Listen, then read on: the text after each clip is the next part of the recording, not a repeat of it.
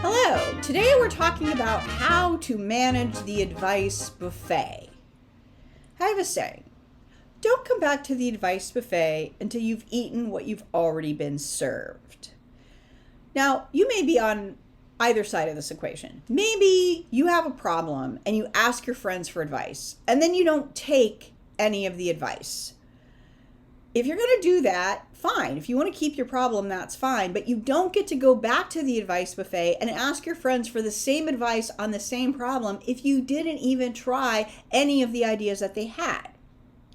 Here's how to be a good patron, if you will, of the advice buffet. Someone gives you advice. First of all, don't argue with it. Just listen and say, let me think about that. They don't need to know whether you like the advice or not. If you don't take it, that's enough. Don't argue with someone who's trying to help you.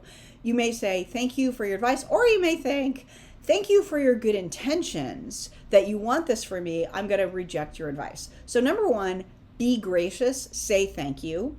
Secondly, if and when, and you should, take some of their advice, follow up with them and say, hey, George, you know that thing that you suggested to me? I tried it and it really helped. Or you know that idea that you gave me that really got me thinking. Let people know that the effort that they put into trying to help you was helpful, even if it was only that they listened. Thank you so much for listening.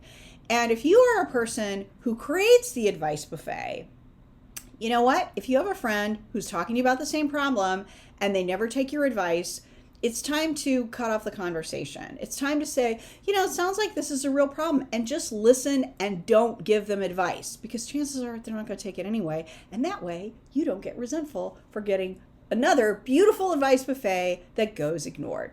What do you think?